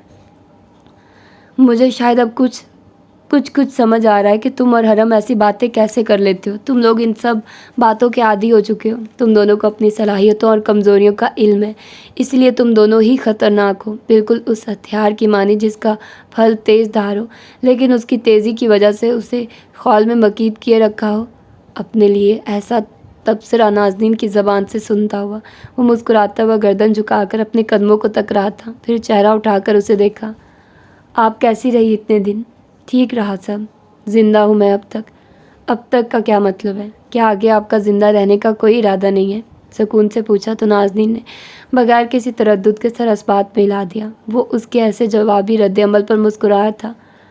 हर जहान में हमारे लिए अज़ाब लिखा गया है, चाहे उसे यहाँ काटा जाए या फिर मर कर अपने लिए अज़ाब की कोई और राह हमवार की जाए। एक वक्त पर मौत और ज़िंदगी बराबर हो जाती है। मुत्फिक उसके कहने पर वो हैरान सा उसे देखने लगा था। आज आपने बहस नहीं की, वैसे तो आप बहुत मस्बत रहती हैं। अब क्या हुआ? वो उसकी हालत से सरासर हर्ष उठा रहा था। मैं फिर से मुस्बत हो जाऊंगी, बस अभी मैं मनफी रहना चाहती हूँ। अपनी ज़िंदगी का इल्ज़ाम मैं बहुत से लोगों को देना चाहती हूँ, भले ही थोड़े वक्त के लिए। अच्छी तरकीब है खुद को दिलासे देने की। मौत के दहाने पर खड़े होकर आप खुद को दिलासे भी नहीं दे सकते क्या? उसका तंज वो समझ चुका था, इसीलिए सर हिलाकर सामने लगे पौधों को तकने लगा। दे सकते हैं, लेकिन जल्द ही इन दिलासों की हकीकत आशिकार हो जाने पर इंसान पहले से कहीं ज़्यादा तल्ख हो जाता है। तुम कैसे आई यहाँ? कोई काम था? उसने कुछ देर बाद पूछा था। जाविया ने उसकी जानिब देखा। आपसे मिलना था। उसके बर्जस्ता जवाब पर नाज़नीन ने नासमझी से उसे देखा। क्यों? देखना चाहता था कि आप ठीक है या नहीं। तो क्या लगा फिर तुम्हें? ठीक हूँ मैं। जाविया ने उसके सवाल पर महज सर हिलाया था। अगर आप तंज कर रही हैं तो आप बिल्कुल ठीक हैं। और वो मुस्कुरा दी थी। यूनिवर्सिटी में कैसा चल रहा है सब? बहुत बुरा। क्यों? आपकी जगह पर कदरे मोटा और बकवास टीचर तैनात किया गया। उसके पढ़ाने का अंदाज़ बहुत भोंडा है। मैं तो ये सोच सोच कर हैरान हूँ कि उसने अंग्रेज़ी अदब में मास्टर्स किया कैसे होगा, और वो कौन गधा होगा जिसने उसे पास किया होगा। उस्ताद की इज्जत नहीं करोगे तो कभी कामयाब नहीं हो सकोगे। उसने नागवारी से उसे टोका था, लेकिन मजाल थी कि वो किसी भी बात का असर ले लेता। अगले ही पल नाज़नीन उठ खड़ी हुई थी। जावियार उसे सर उठाकर देखने लगा। अच्छा लगा बहुत दिनों बाद तुमसे बात करके। हरम की तरह कम अज़ कम तुम्हारी बातों में एहतियाती तदाबीर की फहरिस्त मौजूद नहीं है। वो उठकर उसके साथ ही कच्ची रविश पर आगे बढ़ा आया था। अब वो दोनों साथ साथ घर से बाहर निकल आए। नाज़नीन झुककर दरवाजे पर ताला लगा रही थी। फिर वो अपनी कार की जानिब चली आई। अगर एक लापरवाह है तो दूसरे का मोहतात रहना बहुत ज़रूरी है। ऐसे ही दुनिया का तवाज़ुन कायम रहता है। तुम लापरवाह और वो मोहतात है, फिर बेचारा सारंग कौन है भला? उसके सवाल पर वो हंस दिया था। सारंग की बेचारी सूरत बेसाख्ता ही निगाहों के सामने घूमी थी। सारंग मासूम है, और ऐसे ही लोग इस दुनिया को रहने के काबिल बनाते हैं। लापरवाह और मोहतात लोग अगर उसकी हिफाजत के लिए मुख्तस किए गए हैं तो किसी को मासूम रहकर उसकी खुशहाली भी तो बरकरार रखनी है। उसके जवाब पर नाज़नीन ने सर इस बात में हिलाया था। फिर वो उसे हाथ हिलाती गाड़ी का दरवाज़ा खोलकर अंदर बैठ गई थी। जावियार गली के अंदर खड़ा उसे गाड़ी रिवर्स करके ले जाता हुआ देख रहा था। वो अपनी कार लिए आगे बढ़ गई तो वो भी अपनी कार की जानिब बढ़ाया। नाज़नीन अब गायब दिमागी से ड्राइव करती खिड़की के खुले शीशे पर कूहनी टिकाए हुए थी। अगर कुदरत आपसे एक रिश्ता ले ले तो वो आपको ख्वाब में कहीं जवाब में कहीं इज़्ज़तदार रिश्ते भी मुहैया करती है। उसे अपने घुटन सफ़र में कुछ ऐसे पायदार लोग मिले थे कि जिनके लिए वो जितना शुक्र अदा करती उतना ही कम था। जावियार, सानिया, सारंग और आखिर में हरम उसके लिए इन्हीं लोगों में शामिल थे जो उसके लिए अहमियत इख्तियार करने लगे थे, और वो चाह कर भी उनके नुकसान पर सुकून से नहीं बैठ सकती थी, क्योंकि वो नाज़नीन थी जिससे ज़ख्मी लोगों की तकलीफ़ पर हमेशा बेसुकूनी ही मुयस्सर आई थी। वो अपने ज़ख्म मनमिल करने में नाकाम रही थी, लेकिन वो उनके ज़ख्मों को मनमिल करना चाहती थी, क्योंकि ये सब अजनबी बहुत अजीब तरीके से उसके अपने साबित हुए थे, और ये सब अजनबी कहीं अंदर से ज़ख्मी थे। नाज़नीन को अपने कमरे से निकलता हुआ देखकर सुहेल, जो फ़ोन पर अपने सेक्रेटरी से बात कर रहे थे, ठहर से गए। फिर वो फ़ोन पर अपनी बात ख़त्म करके उसे कान से हटाते आगे बढ़ाए। कमरे का दरवाज़ा वाक़ किया तो रुहेला सामने ही बेड पर बड़ा जमान नज़र आई। वो जो अपने ख्यालात में गुम थी, सुहेल को अंदर दाखिल होता देखकर यखलकती सीधी हो बैठी। नाज़नीन क्यों आई थी यहाँ? अंदाज़ सरसरी था। बेड के गिर्द आगे बढ़कर अब वो अपने हाथ में पहनी घड़ी उतार रहे थे। कल्फ लगे कमीज शलवार में उनका ऊंचा और बावकार सिरापा जगमगा रहा था। मैंने बुलाया था। उनके जवाब पर वो उन्हें देखते खामोशी से बेड पर बैठ गया। क्या मैं पूछ सकता हूँ कि क्यों? मैं उसे कल शॉपिंग पर ले जा रही हूँ। अदिल की मंगेतर का ड्रेसिंग सेंस बिल्कुल नाज़नीन जैसा है। मैं चाहती हूँ कि शानजे की तैयारी में कोई कोताही ना हो, इसीलिए नाज़नीन को ले जाना एक अच्छा ऑप्शन है। उनकी तफसील ने सुहेल को ज़रा सा भी मुतासिर नहीं किया था। वो गर्दन फेरे खामोशी से उन्हें तक रही थी। तुम जानती हो कि मैं तुमसे ये नहीं पूछ रहा, आहिस्ता से कहा तो रोहेला ने ठटक कर उन्हें देखा। मेरी और कोई नीयत नहीं है सुहेल। रोहेला, और उनका अंदाज़ ऐसा था कि रोहेला ने गहरा सांस बेसाख्ता ही लिया था। वो ये क्यों भूल गई थी कि सामने बैठा ये शख्स बिल्कुल हरम जैसा था। मैं चाहती हूँ कि वो ख़ुद को इस घर में तन्हा महसूस ना करे। और आपके ख्याल मुबारक में वारद हुई ऐसी तब्दीली की वजह जान सकता हूँ मैं? हल्का सा मुस्कुराकर पूछा तो रोहेला गड़बड़ाई। वो मेरी भतीजी है सुहेल। ये जवाब तसल्ली बख्श नहीं है। سہیل نے بہت آرام سے ان کا جواب رد کر دیا تھا۔ انہوں نے گہرا سانس لیا۔ مجھے ایسا لگتا ہے کہ اسے واقعی ہماری مدد کی ضرورت ہے۔ کل رات جاوید میرے خواب میں آیا تھا اور وہ بہت اداس تھا۔ وہ اپنی موت کے اتنے سالوں بعد پہلی دفعہ میرے خواب میں آیا ہے اور مجھے اس کے بچوں کو قریب سے دیکھنے کے بعد احساس ہو رہا ہے کہ اتنے سالوں میں مجھ سے ان کے حق میں کوتاہی سرزد ہو گئی ہے۔ اس کا گھرانہ تو ہمیشہ سے بے ضرر تھا، بالکل جاوید کی طرح۔ بولتے بولتے ان کی آنکھیں نم ہوئی تو سہیل نے گہرا سانس لیتے ہوئے سر اس بات میں ہلایا۔ جاوید اور ان کے درمیان کسی وقت میں بہت گہری دوستی رہی تھی۔ کیا پھر تم اپنے رمیز بھائی کی تلخی اور بے رخی برداشت کر پاؤ گی؟ اس کی بیٹی کے ساتھ جو حرم نے نازنین کی وجہ سے کیا، کیا تم ان کی جانب سے دیے جانے والے رد عمل کے لیے تیار ہو؟ جذباتی ہوئے بغیر وہ سکون سے استغفار کر رہے تھے۔ میں سوچتی ہوں اس بارے میں، لیکن کہیں نہ کہیں تو غلطی بڑے بھائی جان کی بھی ہے۔ میں ان سے بات کر لوں گی، وہ اتنے بھی سنگ دل نہیں ہے کہ اپنی بھتیجی کو معاف ہی نہ کریں۔ ان کے جواب پر سہیل کے ابرو حیرت سے اوپر کو اٹھے تھے، کیونکہ روہیلہ کے مقابلے میں وہ رمیز سے کسی اور طرح واقف تھے۔ وہ بہن تھی، اسی لیے بہت دفعہ وہ حساس معاملات کو نظر انداز کر سکتی تھی، لیکن وہ ہرگز بھی اندھے نہیں تھے۔ انہیں رمیز کے معاملات اور ان کی صفاقی کا بخوبی علم تھا، مگر وہ اس بارے میں مزید کچھ نہیں بولے۔ وہ لوگوں کو پہلے سے آگاہی دینے کے حق میں ہرگز بھی نہیں تھے۔ وہ لوگوں کو ان کے حال پر چھوڑ دینے کے عادی تھے، کیونکہ لوگ اپنی آنکھوں سے دیکھے بغیر کسی بھی حقیقت کا یقین نہیں کیا کرتے۔ کیا بس یہی وجہ ہے؟ کیا کوئی اور ایسی وجہ ہے جس سے میں واقف نہیں؟ کچھ دیر بعد انہوں نے جیسے آخری دفعہ استغفار کیا تو روہیلہ نے سر اس بات میں لایا۔ ان کے جوابی رد عمل پر سہیل نے مزید کوئی سوال کرنا مناسب نہ سمجھا اور اپنے موبائل میں میلز کو انگوٹھے سے نیچے کرتے وہ ایک ایک کر کے ان میلز کا جواب دینے لگے تھے۔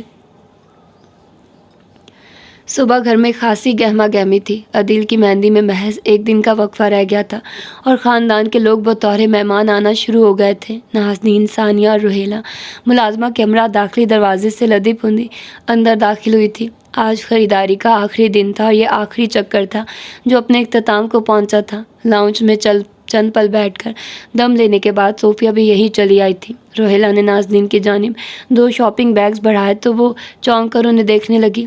اس نے سیاہ لمبے بالوں میں فرانسیسی طرز کی چوٹی گوند رکھی تھی اور رخساروں پر چند چھوٹی لٹیں نکل کر گر رہی تھی۔ جامنی رنگ کی قمیض اور چوڑی دار پاجامے میں ملبوس وہ اپنی دودھی رنگت کے ساتھ حسین لگ رہی تھی۔ روہیلہ نے ہاتھ مزید آگے کیا تو وہ ناسمجھی سے ان کی جانب دیکھنے لگی۔ یہ لو، یہ تمہارے کپڑے ہیں، انہوں نے سنجیدگی سے کہا تو اس کے کم فہمی سے سکڑے ابرو اگلے ہی پل سیدھے ہوئے۔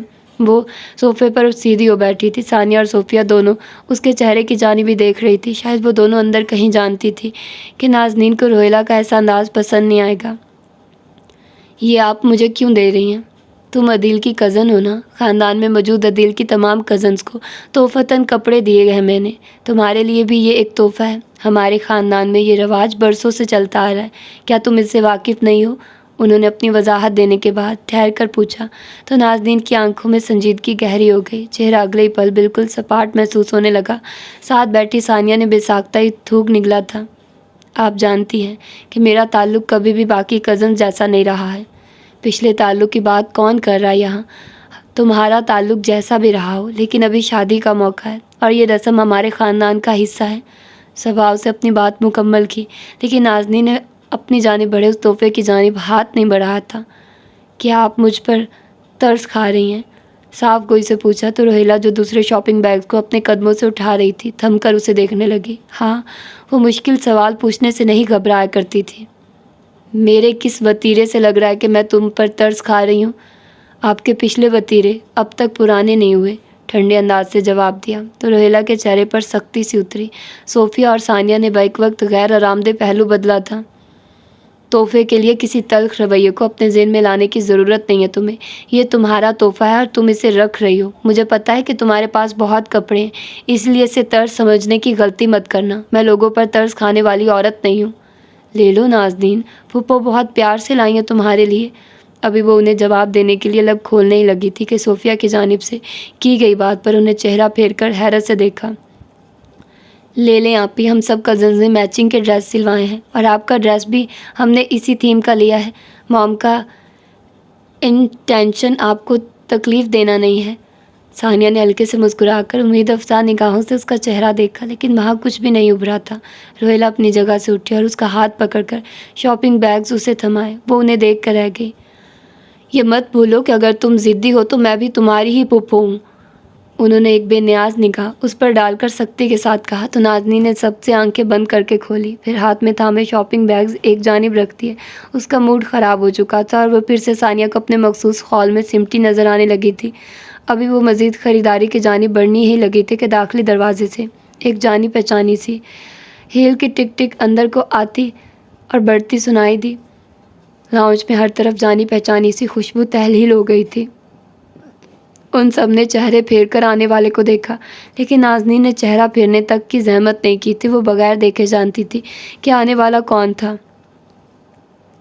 روہیلا اب شائستہ اور رمیز سے پرتکلف سے انداز میں بغل گیرو رہی تھی۔ شائستہ نے اس کی جانب کڑوی نگاہ ڈالی تھی۔ رمیز البتہ بالکل نارمل سا مسکرا رہا تھا۔ وہ ان کے یہاں موجود ہونے پر خوشگوار سا تاثر بھی دے چکا تھا۔ اس نے اگلے ہی پل چہرہ اٹھا کر نگاہوں کے عین سامنے براجمان دو مکروہ صورت لوگوں کو دیکھا اور پھر اپنی ایک ٹانگ پر دوسری ٹانگ چڑھائی۔ موڈ خراب پہلے ہی تھا، اب تو حلق کے اندر تک کڑواہٹ اترنے لگی تھی۔ ابھی کوئی اس سے الجھتا تو اس کی ماں اس سے روتی۔ دشمن کی نگاہوں میں سرشار سی مسکراہٹ دیکھ کر وہ بے تاثر سا چہرہ لیے بیٹھی رہی۔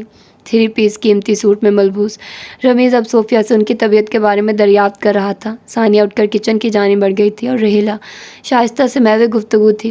اسٹریٹ ہو کر پشت پر گرتے بھورے بال اور قیمتی سا لباس زیب تن کیے وہ نک سے تیار ہوئے لگ رہی تھی۔ اس کے انداز میں تکبر کی جھلک تھی اور گردن اکڑی ہوئی تھی۔ تم یہاں پر کیا کر رہی ہو نازنین؟ کیا عدیل کی شادی کے لیے بطور مہمان شرکت کر رہی ہو؟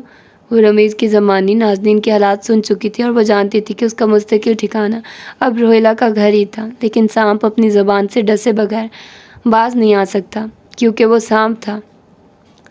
مہمان کیوں تائی؟ یہ میری پھپھو کا گھر ہے، میں یہاں پر مہمان نہیں میزبان ہوں۔ کیا جواب دیا تھا اس نے؟ ایسے جواب کی توقع اور وہ بھی اس سے لاؤنج میں بیٹھے کسی فرد نے نہیں کی تھی۔ رمیز نے اسے گہری نظروں سے ٹھہر کر دیکھا تھا اور شائستہ کی نگاہوں سے آگ کی لپیٹیں نکلنے لگی تھی، لیکن وہ پھر بھی مسکرا کر آگے ہو بیٹھی۔ اوہ میزبان، فیملی ٹائز کافی تیزی سے کام کرنے لگے ہیں تمہارے لیے۔ جو کل تک مہمان بنائے جانے کی حیثیت سے بہرہ مند نہیں تھی، آج اسے اپنے میزبان ہونے کا اتنا زحم امپریسو، بہت کڑوا انداز تھا اور الفاظ کا چناؤ تو اس سے بھی کہیں زیادہ گھٹیا تھا۔ فضا میں تناؤ اود آیا تھا اور سب دم سادے نازنین کی جانب دیکھ رہے تھے۔ صوفیہ کو تو باقاعدہ اس سے خوف سا محسوس ہونے لگا تھا۔ مہمان بننے کی حیثیت سے کوئی اور بھی بہرہ مند نہیں تائی، لیکن چلے ہم اتنے حساس موضوع کی طرف نہیں جاتے۔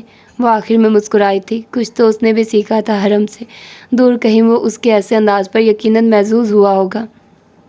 اپنی جگہ یاد رکھو، شائستہ نے پیچھے ہو کر چپتے ہوئے انداز سے کہا تو اس نے جیسے متاثر ہو کر سر کو جنبش دی۔ اپنی جگہ کس کو یاد رکھنے کی ضرورت زیادہ ہے؟ کیا میں آپ کو بتاؤں تائی؟ کیونکہ میزبان بہرحال مہمان سے مضبوط نشست کا حامل ہوا کرتا ہے۔ زخمی انسان کی کمزوریوں کو سر عام نہیں گھسیٹنا چاہیے، نہیں تو پھر زخمی لوگ اس دنیا کے سب سے خطرناک انسان بن جاتے ہیں۔ ثانیہ لوازمات کی ٹرالی دھکیلتی لاؤنج میں چلی آئی تھی، لیکن وہاں کا ماحول بہت گرم ہو رہا تھا۔ اگلے ہی پل رمیز خنخار کر سیدھا ہو بیٹھا تھا، پھر ایک ابرو اٹھا کر شائستہ کو متنبہ کیا۔ میں نے سنا ہے کہ حملہ ہو گیا تھا تمہارے گھر پر، کیسے ہوا سب؟ کیا کوئی ہے جس پر تمہیں شک ہے؟ اگر ہے تو ہمیں بتاؤ، ضرور اس مسئلے کا کوئی حل نکالیں گے۔ ثانیہ کے ہاتھ سے چائے لیتے ہوئے وہ فکر مند لہجے میں بولا تو نازنین نے بھی سر یوں ہلایا جیسے کوئی بات ہی نہ ہو۔ شک نہیں ہے کسی پر۔ اس نے ٹانگ پر سے ٹانگ اتاری، پھر ابرو اٹھا کر بے تاثر نظروں سے رمیز کا چہرہ دیکھا۔ مجھے یقین ہے اور ابھی میں اپنے اس یقین کا ثبوت تک دکھا سکتی ہوں، لیکن میں ایسا نہیں کروں گی۔ میں مہمانوں کی بہت عزت کرتی ہوں، اور پھر ایسے مہمانوں کی تو بہت زیادہ جو مجھ سے کمزور حیثیت کے حامل ہوں۔ آخری جملہ اس نے شائستہ کی جانب دیکھتے ہوئے کہا تھا۔ اس نے اگلے ہی پل نازنین کے طنز پر اپنی مٹھی بھینچی تھی۔ اسے اس پر شدید غصہ تھا، وہ ابیہ کی بگڑتی حالت اب تک نہیں بھولی تھی۔ رمیز نے البتہ مسکراتے ہوئے بغیر متاثر ہوئے سر ہلایا تھا۔ بھائی جان، ابیہ کو کیوں نہیں لایا آپ لوگ؟ روہیلا نے فوراً سے بات بدلی تھی۔ انہیں نازنین کے تیور ہرگز بھی بات سنبھالنے والے نہیں لگ رہے تھے، بلکہ وہ تو اس کا ایسا انداز دیکھ کر دنگ رہ گئی تھی۔ انہیں نہیں پتا تھا کہ وہ الفاظ کے ساتھ اتنی ظالم بھی ہو سکتی تھی۔ अभिया का शादी में शिरकत करना भी खासा मुश्किल ही होगा रोहेला। और सोने पर सुहागा, तुमने ऐसे लोगों को दावत दे डाली है जो उसे अजल से ही जहर लगते हैं, नज़ाकत से कहा और फिर चाय की प्याली उठा ली। सोफिया और रोहेला दोनों ही शाइस्ता की बात नहीं समझी थी। वो आराम से लाउंज से उठ आई थी, फिर कमरे का दरवाज़ा धकेला और अंदर चली आई। चंद पल दरवाजे से पुश टिकाकर खड़ी रही, फिर सर झटक कर आगे बढ़ आई। वैदान सुबह से जाने कहाँ था। उसने मोबाइल हाथ में लेकर उसे फ़ोन किया और फिर दूसरी जानिब जाती घंटी सुनती वो बेड पर बैठ गई। अगले ही पल वैदान ने फ़ोन उठा लिया था। कहाँ हो बजी? लेकिन उसके जवाब देने से पहले ही वो ठहर गई थी। फिर अबरू हैरत से सुकड़े, ये पीछे से जावियार की आवाज़ क्यों आ रही है? वो चौंक कर उठ खड़ी हुई थी, लेकिन वजी की जानिब से मौसूल होने वाले जवाब ने उसे चलाने पर मजबूर कर दिया था, क्योंकि वो इस वक्त एजेंसी में मौजूद जावियार के सामने खड़ा था और जावियार उससे मुक्का मारना सिखा रहा था। उसने अपने माथे पर बेख्तियार हथेली जमाई थी। क्या करे वो इस जावी और वजी का? बच्चे, आहिस्ता आहिस्ता जीने चढ़ो। तेज़ी से चढ़ोगे तो सांस फूल जाएगा और फिर तुम मज़ीद सफ़र करने के काबिल नहीं रहोगे। आहिस्ता चढ़ो और अपना सांस काबू में रखने की कोशिश करो। फैज़ान का ये आउटडोर शूटिंग सेंटर में महज पहला चक्कर ही था, लेकिन वो भागने की टेक्निक से वाकिफ़ नहीं था। उसे नहीं पता था कि भागा कैसे जाता है और अपनी हिम्मत रेस के आखिर तक कैसे मुश्तमा रखी जाती है। उसने एजेंसी का मखसूस लिबास भी ज़ेबतन कर रखा था और माथे पर स्याह बैंड लगाए वो वजीह दिख रहा था। उसके माथे पर गिरते बाल उसे हैंडसम बनाते थे। जावियार अपने मखसूस ट्रेनर वाले लिबास में मलबूस था और अगरचे वो इंसान नरम था, लेकिन ट्रेनर बहुत सख्त वाक़या हुआ था। एक चक्कर लगाते ही वजदान के सर पर सारी दुनिया घूमने लगी थी। वो बुरी तरह हाँफता हुआ खंबे का सहारा लिए खड़ा था। जावियार उसके पास चला आया, फिर हाथ में पहनी घड़ी तक उसकी निगाह की। वजदान को उसकी पिछली बात अब कुछ कुछ समझ आने लगी थी। वाकई ग्राउंड का एक चक्कर लगाते ही उसे नानी याद आ गई थी। आज हम महज 3 राउंड लगाएंगे। तुम्हारा स्टैमिना बहुत कम है और तुम्हें अभी खासी मेहनत की ज़रूरत है, वो बेनियाजी से कह रहा था। वजदान ने कुछ सांस बहाल किया और फिर तेज़ी से दूसरा चक्कर लगाने के लिए आगे बढ़ गया। सुबह के उस पहर आउटडोर सेंटर में तलबा की तादाद कम थी और अभी शूटिंग की मशक का आगाज़ भी नहीं हुआ था। जावियार ने उसे भागते हुए आंखें सुकेड़ कर देखा और फिर बजते मोबाइल की जानिब मुतवज्जे हुआ। अगले ही पल वो फ़ोन कान से लगाए हुए था। उसने मुझे खुद कहा था कि वो लड़ना सीखना चाहता है। आप उसे ग्रो करने दें। अगर उसके परों को आपने मेहनत करके बढ़ने का मौका नहीं दिया तो वो ज़िंदगी में कभी उड़ना नहीं सीखेगा। और वैसे भी वो ठहरा, फिर दौड़ते वजदान पर निगाह फिसली। अब वो बच्चा नहीं रहा है, उसे अपने फ़ैसले करने दें, नहीं तो एक वक्त बाद वो अपने फ़ैसले लेने की सलाहियत खो देगा। रुक कर दूसरी जानिब नाज़नीन की बात सुनी, फिर हल्का सा मुस्कुराया। वो मेरे साथ है, कोई उसे हाथ तो क्या उसकी तरफ देख भी नहीं सकता। उसकी तसल्ली करवाकर उसने फ़ोन रखा और फिर आगे बढ़ाया। वजदान दूसरा चक्कर मुकम्मल करने के करीब था और करीब था कि वो तेज़ी से भागने की वजह से अपना तवाज़ुन खोकर गिर पड़ता। जाविया ने जल्दी से आगे बढ़कर उसे हाथ से थामा था। गिरो और उठना सीखो। अगले पल उसने वजदान का हाथ छोड़ा तो वो झूलकर ग्राउंड की धूल से अटी ज़मीन पर बुरी तरह जा गिरा। उसने मट्टी में अटा चेहरा उठाकर खूनखार निगाहों से जावियार को घूरा था, फिर कुछ कहे बगैर जब से सुर्ख चेहरा लिए उठ खड़ा हुआ। अपने कपड़े झाड़े। जो अपने कपड़ों से गर्द झाड़ना जानते हो उन्हें कोई मैला नहीं कर सकता। Round 3 come on. उसे जवाब का मौका दिए बगैर उसने कहा तो वजदान ने अगले ही पल अपने कदमों को आगे बढ़ाया। उसके पैरों में जान बाकी नहीं रही थी, लेकिन वो फिर भी भाग रहा था। उसे लगा वो अगले पल गिर जाएगा, लेकिन वो भी भागता रहा। वो फिर भी भागता रहा। राउंड 3 मुकम्मल हो चुका था और अब वो अपने लिबास, बालों और जिस्म की परवाह किए बगैर मट्टी सटे मैदान में दराज था। जावियार ने उसे चेहरा झुकाकर देखा और फिर मुस्कुराया। उसकी मशहूर ज़माना उठी सी कमीनी मुस्कुराहट थी वो। मेरे स्टूडेंट्स कहते हैं कि वो मुझसे ट्रेनिंग लेने के फ़ैसले पर हर सुबह पछताते हैं। उनका मानना है कि मैं इस एजेंसी का जलाद हूँ, हालांकि इस एजेंसी में मुझ जैसा कोई ट्रेनर मौजूद नहीं। जाने वो ऐसा क्यों कहते हैं, मासूमियत से कहा और उसे हाथ देकर उठाने की बजाय पीछे हो गया। वजदान ने गहरा सांस लिया था, फिर वो सीधा हो बैठा। क्या आज के लिए इतना काफ़ी नहीं? उसने हाँक लगाकर पूछा तो आगे बढ़ते जाविया ने हाथ हवा में उठाकर इंगश्ते शहादत को नफ़ी में हिलाया। वो अब कराहता हुआ उठ रहा था। उसे तो अपने फैसले पर अभी से पछतावा महसूस होने लगा था। ज़रा दम लेने के बाद वो पानी की बोतल को मुँह लगाए अब इंडोर सेंटर में मौजूद था। यहाँ पर सैकड़ों ट्रेनीज सामने लटके पंचिंग बैग्स पर फोकस किए हुए मुक्के मार रहे थे। उन सब के ट्रेनर्स जुदा थे। जावियार ने उसे ग्लव्स दिए तो वो चेहरा उठाकर उसे देखने लगा।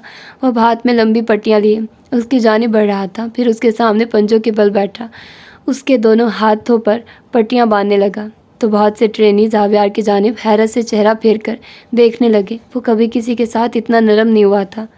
ये पट्टियाँ तुम्हारे हाथों की हिफाजत करेंगी, लेकिन फिर भी सख्त मेहनत की वजह से हो सकता है कि तुम्हारे हाथ जख्मी हो जाएं। उसकी आवाज़ बेहद संजीदा थी। लम्हे भर को वजदान उसकी संजीदगी से खौफज़दा हुआ था। अगले कई लम्हात में जावियार ने उसका पंचिंग बैग पीछे से पकड़ रखा था और वो वजदान को मुक्का मारने की तकनीक सिखाकर उसे अपना वार दुरुस्त करने के लिए कह रहा था। वजदान से बार बार वार चूकता था और गलत तरीके से पंच करने की वजह से उसके हाथ पर बहुत बुरी तरह लगी थी। जैसे ही उसकी आंखों में आंसू आ गए। वो पीछे हो गया था। जावियार ने अपनी जैकेट उतार कर सामने रखी कुर्सियों पर डाली और फिर उसकी जानिब घूमा। स्याह बुनियान से उसके कसरती बाजू निकल रहे थे और उन पर पसीने की चंद बूंदें भी मौजूद थी। फिर उसने पंचिंग बैग को एक जानिब कर दिया। वो अब हाथों में हिफाजती ग्लव्स लिए आगे बढ़ा और फिर वजदान की जानिब देखा। ट्रेनीज बाहर की जानिब बढ़ गए थे क्योंकि उनकी आउटडोर शूटिंग का वक्त हो चुका था। अब वो दोनों उस रोशन और बड़े शीशों वाले ट्रेनिंग रूम में मौजूद रह गए थे। इधर देखो मुझे, वजदान ने आस्तीन से आंखें रगड़कर उसे देखा था। वो बहुत संजीदा था और उसे उसी पल समझ आया था कि ट्रेनीज उसे जलाद क्यों कहा करते थे। 1 2 3, फिर हर 3 वार के बाद मैं तुम पर वार करूँगा और तुम झुक कर अपना बचाव करोगे। अगर फोकस किया तो नाक टूटेगी। उसने इस बात में सर हिलाया और फिर अगले घंटे तक बिना थके वो उसे मुक्के मारना और उससे बचना सिखाता रहा। उसकी फुर्ती और वार में मजबूती आने के लिए बहुत वक्त दरकार था। जावियार जानता था, लेकिन जो ट्रेनर साबिर ना हो वो ट्रेनर नहीं बन सकता। उसका सेशन मुकम्मल हुआ तो वो शीशे की दीवार से पुश टिका कर बैठ गया। उसने अपने ग्लव्स उतारे और फिर लंबी पट्टियाँ अपनी हथेलियों से खोलने लगा। उसकी उंगलियाँ वाक़ईतन ज़ख्मी और सुर्ख महसूस हो रही थी। उसके दोनों हाथ बेतहाशा दुखने लगे थे। जावियार जो सामने खड़ा अपनी जैकेट की जिप बंद कर रहा था ठहरा और फिर उसे देखा। अपने ज़ख्म पर अपनी पुप्पो के मिलने से पहले मरहम लगाओ और अब अपने मरहम लगाना सीखो, या फिर उधड़े ज़ख्मों की तकलीफ़ बर्दाश्त करने की हिम्मत रखो। किसी के सामने तुम्हें अपने दुखड़े सुनाता हुआ ना देखूँ मैं। वजदान ने खफा निगाहें उठाई थी। मैं बच्चा नहीं हूँ जो आप मुझे ऐसे कह रहे हैं। मुझे पता है कि अपने ज़ख्मों की तकलीफ़ मैंने किसी से नहीं कहनी और ये भी कि अपने ज़ख्मों को सहने की आदत डालनी है, लेकिन आपकी ऐसी बातें बहुत चुभ रही हैं मुझे कमज़ोर मत समझिए। वो उस पर चिल्लाया था। ज़िंदगी में पहली दफ़ा वो किसी पर चिल्लाया था। जावियार असर लिए बगैर अपने बालों को उंगलियों से पीछे कर रहा था। क्या तुम्हें रोना आ रहा है? नहीं। मैं क्यों रोऊंगा? वो उस पर धाड़ा और साथ ही बहुत से आंसू उसकी आंखों में उतरे। जावियार ने उसके सुर्ख चेहरे को आराम से देखा था। रो लो, मुझे नहीं रोना, आप जाइए यहाँ से, मुझे आपकी शक्ल भी नहीं देखनी। वो फिर चिल्लाया तो जावियार ने सर असबात में लाया। वो बच्चा उसे ज़ब्त के बिल्कुल आखिर मराहिल पर महसूस हो रहा था। वो किसी भी पल फूट फूट कर रो सकता था। साबित हुआ कि तुम भी चिल्लाना जानते हो, लेकिन बस महजब और अच्छा बनने के चक्कर में तुमने अपनी आवाज़ खो दी थी। चलो खैर, तुम्हें पता चल गया कि तुम चिल्ला सकते हो, उसने कहा तो वजदान ने तेज़ होते तनफ़ुस के साथ उसे देखा। उसका गुस्सा उसे अपने हाथों में होती तकलीफ़ पर गालिब महसूस हो रहा था। यहाँ कोई तुम्हें चुप करवाने नहीं आएगा। जितना रोना है रो लो, लेकिन कल फील्ड पर मैं तुम्हें ऐसे चेहरे के साथ ना देखूं, क्योंकि मुझे लूज़र्स से नफ़रत है, ठंडी सी सर्द आवाज़ में कहा और फिर बाहर निकल गया। पीछे वजदान के रोने की आवाज़, बुलंद आवाज़ बाहर तक उसे सुनाई दे रही थी। सर मुश्ताक साथ से गुजर रहे थे कि ठहर कर जावियार की जानिब देखने लगे। सवालिया निगाहें सेंटर के दरवाजे की जानिब फिसली। क्या कोई नया ट्रेनी आया है? उन्होंने इस्तफार किया तो जावियार ने सर इस बात में हिलाया, फिर उनके साथ ही आगे बढ़ाया। ये इन ट्रेनीज़ के मामूल की बात थी, क्योंकि अक्सर ट्रेनीज़ अपने अवाइल दिनों में रोया करते थे। इंसान और ख़ास कर लड़के खुद को हमेशा बिग डील तस्वुर किया करते थे। उनकी एक ख़ास साइकी हुआ करती है जिसमें वो खुद को ताकतवर महसूस करते हैं, मगर जो ही अपने से ज़्यादा ताकतवर ट्रेनर से उनका सामना होता है तो वो खुद को उनके सामने छोटा और कमज़ोर महसूस करने लगते हैं। वो अपनी बेबसी पर आपदीदा हो जाते हैं, लेकिन फिर एक वक्त बाद आंसू खुश्क हो जाते हैं, ज़हनी और जिस्मानी ताकत बढ़ने लगती है। पीछे वो भी अब तक रो रहा था, उसे नहीं पता था कि वो क्यों रो रहा है। और कुछ आंसू होते हैं जो बहुत ताकतवर होते हैं, उसे नहीं पता था कि उसके आंसू किसी वक्त में उसकी ताकत साबित होने वाले थे। اور یہ تھی آج کی ایپیسوڈ. یقیناً آپ لوگوں کو پسند آئی ہوگی. یار میں ایک نام پر چونکی ہوں. عادل کی بیوی کا نام ہے شانزے، تو اٹ مینس کہ شانزے وہی والی شانزے جس کو اس نے بچایا تھا. تو یہ تو بہت ہی زبردست اسٹوری ہو گئی ہے نا، مزے کی. اور وہ سارے اکٹھے ہو گئے ہیں، اس کی پھپھو بھی اس کے ساتھ اچھی ہو گئی ہے، سب اچھے ہو گئے ہیں. اور پھر رمیز اور یہ سارے ان کا پتہ چلے گا. ابھی رہتا ابھی اتنی جلدی مجھے تھا کہ یار اسٹوری جلدی ختم ہو جائے گی. ابھی بھی کوئی آلموسٹ کہہ لو کہ 300 تک پیجز رہتے ہیں، ٹھیک ہے، یا 200 سے اوپر تک، ٹھیک ہے. تو کافی رہتا ہے ناول ابھی تک. تو مزہ آئے گا یار پڑھنے میں. ہوپ فلی کہ آپ لوگوں کو آج کی ایپیسوڈ پسند آئی ہوگی. ملتے ہیں اس کی اگلی ایپیسوڈ میں. اپنا ڈھیر سارا خیال رکھیے گا. اللہ حافظ.